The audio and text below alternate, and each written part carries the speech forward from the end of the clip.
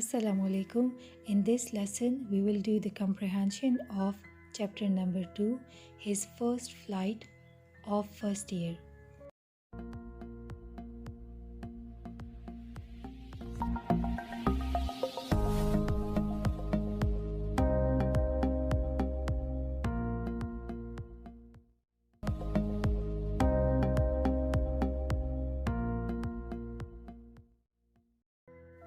Question number 1. Why did the young seagull have to join the company of his family? Answer. The young seagull had no other choice but to join the company of his family for his survival. He was left alone on the ledge by his parents with no food to eat. As his parents and siblings flew away, he was quite hungry and was afraid to make a flight. His parents threatened to starve him to death if he doesn't fly. His parents wanted him to fly with them and to search food for himself. Thus, he was left hungry, and he had no choice but to fly and join the company of his family. Question number 2. Why don't his parents, his brother and sister give him food? Answer. The young seagull does not want to fly. His parents and siblings fly around him, calling him coward. They don't give him food because they want the young seagull to muster up courage to make a flight and search his food for himself. The seagull must learn this art of flight as it is necessary for his survival in future. If he does not learn the art of flight, he will depend upon others for food and other necessities for the rest of his life. Actually, they want to force him to fly like them and to make him independent. So, he may learn the art of flying and learn how to skim and dive for fish. Question number 3. What was the attitude of the family towards the young seagull? Was it agreeable to you or not? Explain. Answer.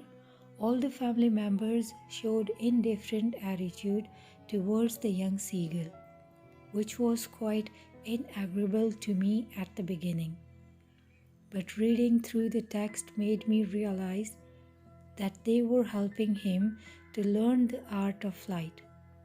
In order to achieve something, one must leave his comfort zone. As far as the attitude of the family is concerned, the reason was quite obvious, as they wanted him to be brave. They didn't give him food because they wanted him to believe in himself. All day long, they threatened him to let him starve unless he flew, and started taunting him for his cowardice. But when the young seagull made his first flight, the whole family members celebrated. They were screaming and praising him and offered him food. Question number 4. Describe in your own words the feelings, actions and thoughts of the young seagull soon after his fall. Answer. When the young seagull dived at the piece of fish, he started falling downwards. At first, he was traumatized that he might die. But after a while, he wasn't afraid at all. He felt a bit dizzy and thought he was about to lose his balance, as his wings would never support him. But when he felt the wind blowing against his breast, he flapped his wings, and now he was flying upwards. He flew higher and higher and was screaming with joy. He completely forgot that he had not always been able to fly. Question number 5. What could be the author's purpose behind writing the story, His First Flight? Answer. The author has a very important message behind writing this story, that one should not be afraid to take the leap. There could be some difficulties and challenges in the beginning, but how can one achieve a goal without taking the first step. The author wants to tell us that one must overcome his fears and face the challenges in order to succeed. He must take his first flight. Question number 6. Compare and contrast the attitude of the family members before and after the flight of the young seagull in his first flight. Answer. The attitude of the family members was very much different before and after the flight of the young seagull in his first flight. At the beginning, when the young seagull couldn't make his first flight, the whole family was angry with him and called him coward. They told him that if he don't fly, they'll let him starve to death on the ledge. Then after 24 hours, when he was feeling hungry and created a bit drama, nobody took notice of him.